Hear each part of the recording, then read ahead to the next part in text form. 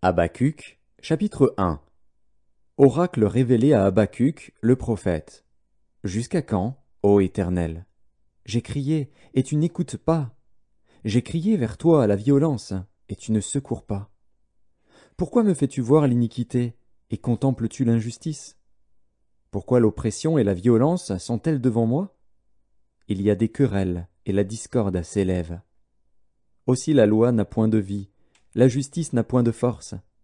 Car le méchant triomphe du juste, et l'on rend des jugements iniques. Jetez les yeux parmi les nations, regardez, et soyez saisis d'étonnement, d'épouvante. Car je vais faire en vos jours une œuvre que vous ne croiriez pas si on la racontait. Voici, je vais susciter les Chaldéens, peuple furibond et impétueux, qui traverse de vastes étendues de pays pour s'emparer de demeures qui ne sont pas à lui. Il est terrible et formidable. De lui seul viennent son droit et sa grandeur. Ses chevaux sont plus rapides que les léopards, plus agiles que les loups du soir, et ses cavaliers s'avancent avec orgueil.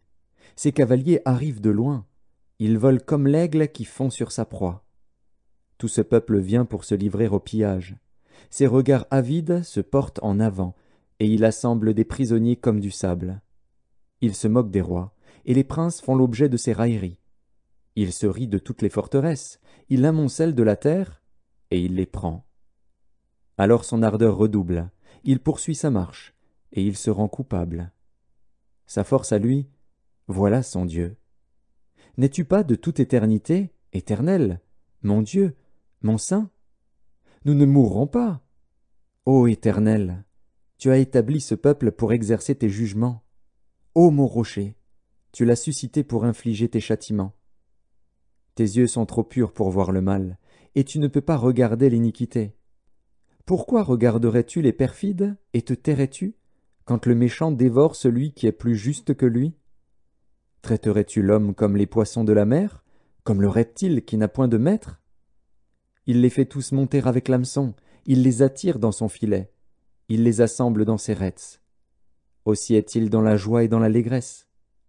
C'est pourquoi il sacrifie à son filet, il offre de l'encens à ses rets. Car par eux sa portion est grasse, et sa nourriture succulente. Videra-t-il pour cela son filet, et toujours égorgera-t-il sans pitié les nations? Habacuc, chapitre 2. J'étais à mon poste, et je me tenais sur la tour. Je veillais pour voir ce que l'Éternel me dirait, et ce que je répliquerais après ma plainte. L'Éternel m'adressa la parole, et il dit, « Écris la prophétie. Grave-la sur des tables, afin qu'on la lise couramment. Car c'est une prophétie dont le temps est déjà fixé. Elle marche vers son terme, et elle ne mentira pas. Si elle tarde, attends-la, car elle s'accomplira certainement. Voici, son âme s'est enflée, elle n'est pas droite en lui. Mais le juste vivra par sa foi. Pareil à celui qui est ivre et arrogant, l'orgueilleux ne demeure pas tranquille. Il élargit sa bouche comme le séjour des morts, il est insatiable comme la mort. Il attire à lui toutes les nations, il assemble auprès de lui tous les peuples. Ne sera-t-il pas pour tous un sujet de sarcasme, de raillerie et d'énigme? On dira, malheur à celui qui accumule ce qui n'est pas à lui. Jusques à quand? Malheur à celui qui augmente le fardeau de ses dettes.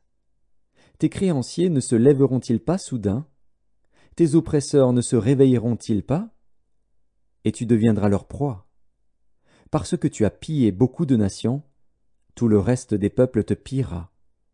Car tu as répandu le sang des hommes, tu as commis des violences dans le pays contre la ville et tous ses habitants. Malheur à celui qui amasse pour sa maison des gains iniques, afin de placer son nid dans un lieu élevé pour se garantir de la main du malheur. C'est l'opprobre de ta maison que tu as résolu, en détruisant des peuples nombreux, et c'est contre toi-même que tu as péché. Car la pierre crie du milieu de la muraille, et le bois qui lie la charpente lui répond. Malheur à celui qui bâtit une ville avec le sang, qui fonde une ville avec l'iniquité.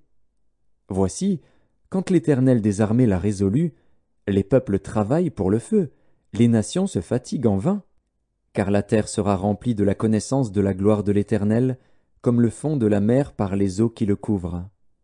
Malheur à celui qui fait boire son prochain, à toi qui verses ton outre et qui l'enivre, afin de voir sa nudité. Tu seras rassasié de honte plus que de gloire. Bois aussi toi-même, et découvre-toi. La coupe de la droite de l'Éternel se tournera vers toi, et l'ignominie souillera ta gloire. Car les violences contre le Liban retomberont sur toi, et les ravages des bêtes t'effrayeront, parce que tu as répandu le sang des hommes, et commis des violences dans le pays, contre la ville et tous ses habitants. À quoi sert une image taillée, pour qu'un ouvrier la taille? À quoi sert une image en fonte et qui enseigne le mensonge, pour que l'ouvrier qui l'a faite place en elle sa confiance, tandis qu'il fabrique des idoles muettes? Malheur à celui qui dit au bois, « Lève-toi », à une pierre muette, « Réveille-toi ». Donnera-t-elle instruction? Voici, elle est garnie d'or et d'argent, mais il n'y a point en elle un esprit qui l'anime. L'Éternel est dans son saint temple. Que toute la terre fasse silence devant lui. Habacuc, chapitre 3. Prière d'Habacuc, le prophète. Éternel, j'ai entendu ce que tu as annoncé, je suis saisi de crainte. Accomplis ton œuvre dans le cours des années, ô Éternel. Dans le cours des années, manifeste-la, mais dans ta colère, souviens-toi de tes compassions. Dieu vient de Théman, le Saint vient de la montagne de Paran. Sa majesté couvre les cieux, et sa gloire remplit la terre. C'est comme l'éclat de la lumière. Des rayons partent de sa main. Là réside sa force. Devant lui marche la peste, et la peste est sur ses traces. Il s'arrête, et de l'œil il mesure la terre. Il regarde, et il fait trembler les nations. Les montagnes éternelles se brisent, les collines antiques s'abaissent. Les sentiers d'autrefois s'ouvrent devant lui. Je vois dans la détresse les tentes de l'Éthiopie, et les tentes du pays de Madian sont dans l'épouvante. L'Éternel est-il irrité contre les fleuves? Est-ce contre les fleuves que s'enflamme ta colère? Contre la mer que se répand ta fureur, pour que tu sois monté sur tes chevaux, sur ton char de victoire? Ton arc est mis à nu. Les malédictions sont les traits de ta parole. Tu fends la terre pour donner cours aux fleuves. À ton aspect, les montagnes tremblent, des torrents d'eau se précipitent. L'abîme fait entendre sa voix, il lève ses mains en haut. Le soleil et la lune s'arrêtent dans leur demeure, à la lumière de tes flèches qui partent, à la clarté de ta lance qui brille. Tu parcours la terre dans ta fureur, tu écrases les nations dans ta colère. Tu sors pour délivrer ton peuple, pour délivrer ton oint. Tu brises le faîte de la maison du méchant, tu la détruis de fond en comble. Tu perces de tes traits la tête de ses chefs, qui se précipitent comme la tempête pour me disperser, poussant des cris de joie, comme s'ils dévoraient déjà le malheureux dans leur repère. Avec tes chevaux tu foules la mer, la boue des grandes eaux. J'ai entendu, et mes entrailles sont émues.